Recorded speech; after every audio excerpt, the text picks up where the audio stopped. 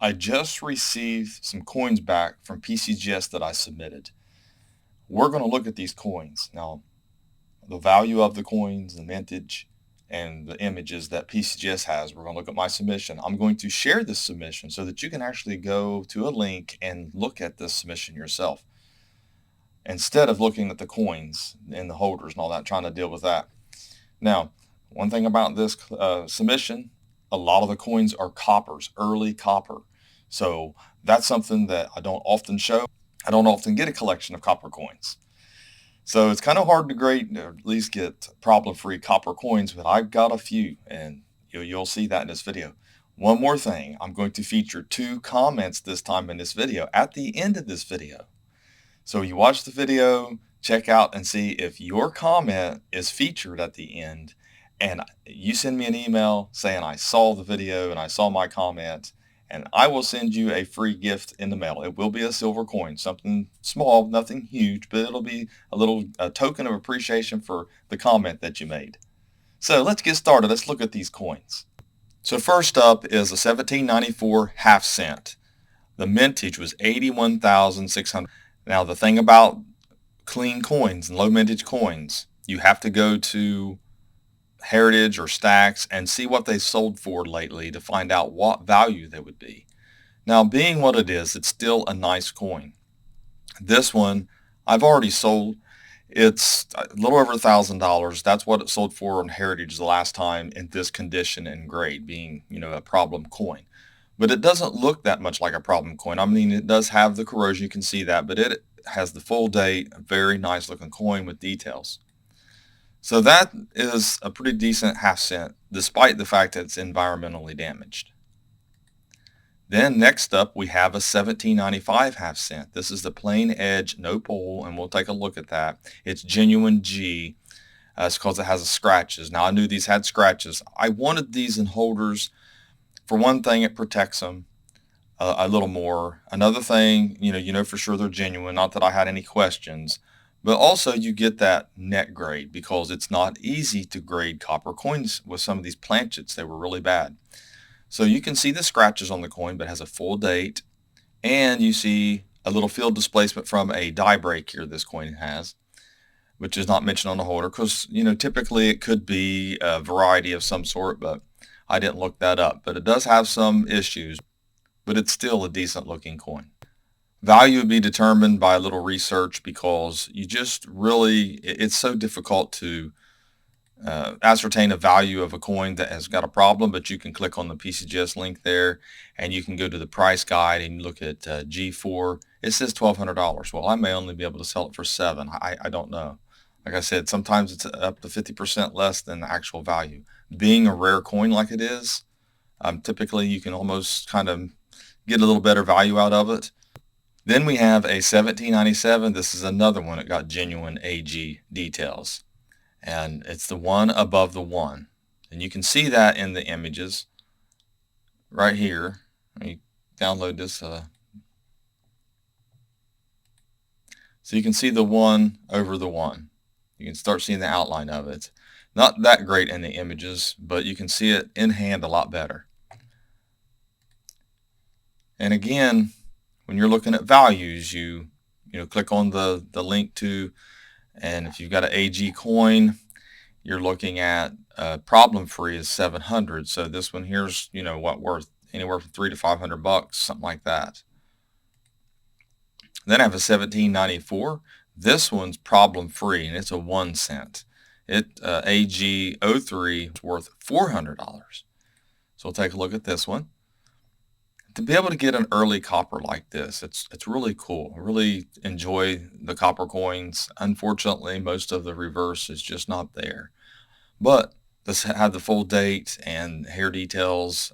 And obviously this is the cap and this is the pole. I meant to show that in the half cents as well. Very similar designs to the half cents. Next up is a 1795 1 cent with a plain edge. This one got genuine, fair details. And like I said, value will be determined by clicking on that link and just looking at Heritage auction results and things like that. You can see the date. So when you can see the date and most of the obverse details, it'd make a nice album filler. This is a nice one here, an 1802 Drake Bust Large Cent. This one has a mintage of a little over 3,400,000 and a very fine brown. Now the value's $500 retail. And you can see this coin has a lot of nice details to it. It has a little cut down here, a little render rim die break.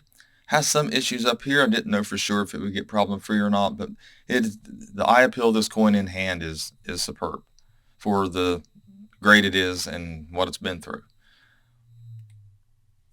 Then here is a 1909 SVDB, and for various reasons I wanted to send this one off. It's extra fine details. 484,000 is the mintage.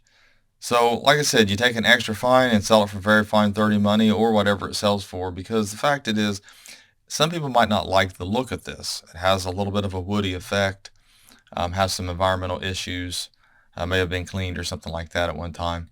I think that's what PCGS put on here, just basically cleaned.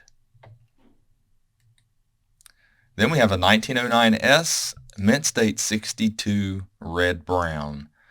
Population of 40, $415 is the value. And this one here isn't the most beautiful 1909S. It does have some little spots on it, which will probably cause us to sell for a discount. But nonetheless, it's a problem-free coin and a pretty high grade for a 1909S. Then we have a 1914D. Now this was a home run. This coin graded right in there where we wanted it to be. And very, very rarely do you get a 14D that grades AU58 brown. I mean, it's phenomenal. It's worth $2,450. And it is a very beautiful coin, has nice details, eye appeal, no issues whatsoever, nothing distracting at all. Then we have an 1872. The mintage on this is 65,000. And it received G4. So this is a low mintage coin. This is one of your sleeper coins. It's worth $350. If these 2 cents ever became popular, they would just, values could skyrocket. You just never know with these. They're not the most popular design, but I do like the shield. I'm not keen on the reverse, but I do like the obverse design. Here is a 1892 This is a Barber $half. Mintage is 390,000. Value is $200. Nice coins like this, I think, deserve to be in a holder. I understand people like to put them in their albums too, but these coins can easily get messed with. Sometimes you see this area in the fields and you're not sure 100% if it's cleaned or not, how they're going to designate it. It's a 50-50 sometimes. But it is a nice coin. Then I have a Walking Liberty $half, a 21S. It graded fine 15. It has a mintage of $548,000 and a value of $650. Really nice coin. And I want to show everyone grading these coins, when you start seeing more and more of the flaps on the gown under the breast area, that will give a higher grade. I know there's other diagnostics for the grades, including the reverse, but that's where I look at the most. A little less of this remaining, and it's a very good 10 or an 8. And that's very important with the 21s because those are worth some money, and so are the 19s and are some of the teens and things like that. Little better dates are worth more money, just with a little more detail. This is a 21D, also a Walking Liberty $half, a mintage only 208,000, and a value of $925 in this grade. It's a very nice coin too. And like I said, you're looking at these details here on the coin, but it's a nice coin. Nothing distracting about it at all. Then we have a 1951 Franklin $half. Then I got a PR64 on this one. A mintage only 57,500. That is not much for a more modern coin, with a value of $360. Then I have a 1799 Drake Bust large dollar. This is very good 10, a mintage of 423,515 with a value of $2,000 in this grade. This is a really nice coin.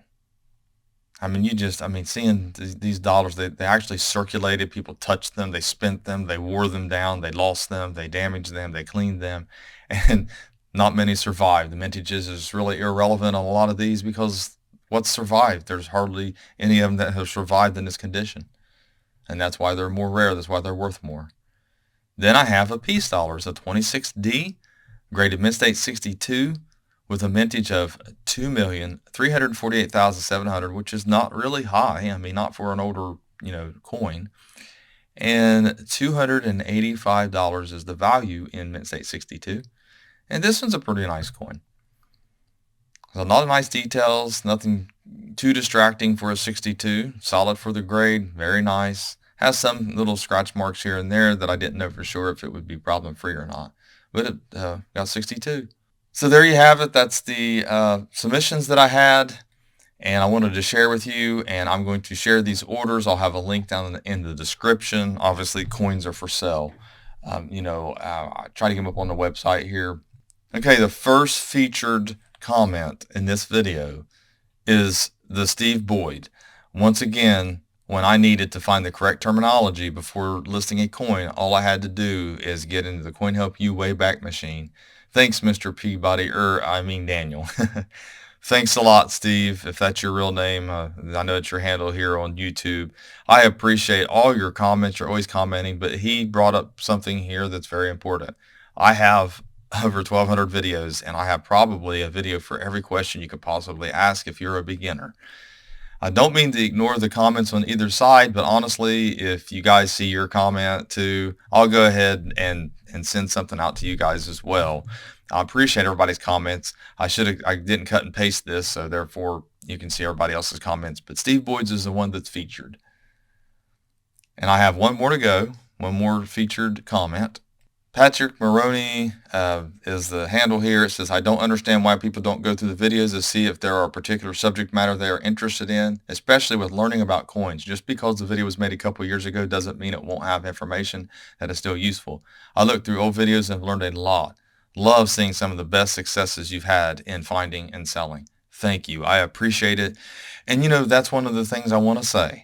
A lot of the older videos, the information is the same as it is then as it is now. They're not time dated except for maybe some of the ads that I mentioned, coins that I sell. There are some that are about U.S. Mint releases that might be timed, but these videos on certain coins, most of it's still relevant. It's still the same information you're going to get today. I could redo the video now and not change a thing. So yes, if you get a chance, go and click the link right above the subscriber count beneath the video, and you can search for your questions, and I should have an answer there, or at least a video I've done on the subject. So I thank everyone for their comments. I thank everyone for their support. Please subscribe. Check and make sure you're not unsubscribed. I had someone mention that in a comment as well. So please check and see if you're subscribed to my channel. And if you're not, please subscribe. Share this video. Thanks for watching and have a great day.